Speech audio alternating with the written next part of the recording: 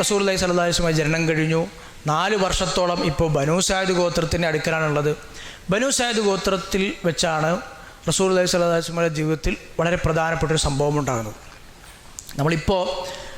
നമ്മൾ ഇത്ര 3 ക്ലാസ്സുകൾ കഴിഞ്ഞു, 4ാമത്തെ ക്ലാസ്സാണ് അൽഹംദുലില്ലാഹ് ഇത്. ഇതുവരെയും നമ്മൾ റസൂലുള്ളാഹി സ്വല്ലല്ലാഹു അലൈഹി വസല്ലമയുടെ ജീവിതത്തിൽ പ്രധാന സംഭവങ്ങളിലേക്ക് കടന്നിട്ടില്ലായിരുന്നു.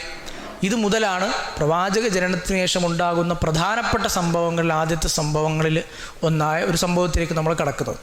അതാണ് പ്രവാചകൻ്റെ നെഞ്ചു പിളർന്ന സംഭവം.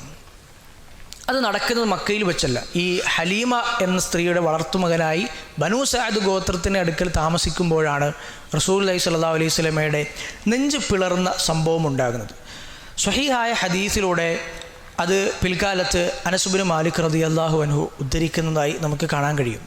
പ്രവാചകൻ സല്ലല്ലാഹു അലൈഹി വസല്ലമ ഈ 4 വയസ്സുള്ള സമയത്ത് മറ്റു കുട്ടികളോടൊപ്പം കളിച്ചുകൊണ്ടിരിക്കുകയായിരുന്നു. ഹലീമയുടെ മക്കളോടൊപ്പം, അവിടുത്തെയുള്ള റസൂലിൻ്റെ കൂടെയുള്ള കുട്ടികളോടൊപ്പം കളിച്ചുകൊണ്ടിരിക്കുകയായിരുന്നു. അപ്പോഴാണ് ജിബ്രീൽ അലൈഹിസ്സലാം വരുന്നത്.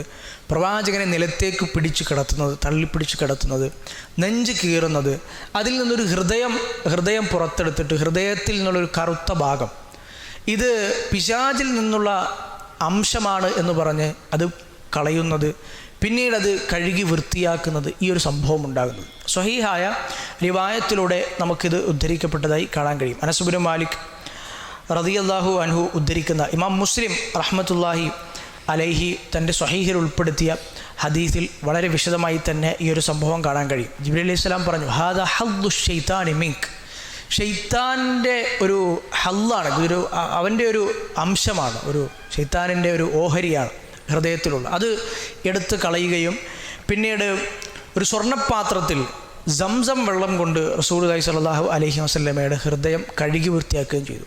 പ്രവാചകൻ സ്വല്ലല്ലാഹു അലൈഹി വസല്ലമയുടെ ഹൃദയം 2 തവണ ജീവിതകാലത്ത് പുറത്തെടുക്കപ്പെടുകയും വൃത്തിയാക്കപ്പെടുകയും ചെയ്തിട്ടുണ്ട്. അതിൽ 1ാമത്തെ സംഭവമാണ് ഈ 4ാമത്തെ വയസ്സിലുണ്ടായ സംഭവം. 2ാമത്തെ സംഭവം നമുക്ക് അതിൻ്റെ സമയത്ത് വിശദീകരിക്കാം.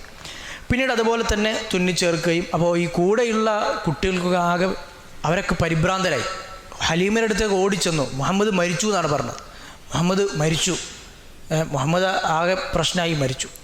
അപ്പോൾ അവരിങ്ങനെ സംസാരിച്ചുകൊണ്ടിരിക്കുമ്പോൾ തന്നെ, ഇതിങ്ങനെ പറഞ്ഞുകൊണ്ടിരിക്കുമ്പോൾ തന്നെ അവർ ഭയപ്പെട്ടുകൊണ്ടിരിക്കുന്ന ആ സന്ദർഭത്തിൽ തന്നെ റസൂലുള്ളാഹി സ്വല്ലല്ലാഹു അലൈഹി വസല്ലം തിരിച്ച് ഒരു നിറമൊക്കെ മാറിയ രൂപത്തിൽ തിരിച്ച് നടന്നു വരുന്നതായി കണ്ടു.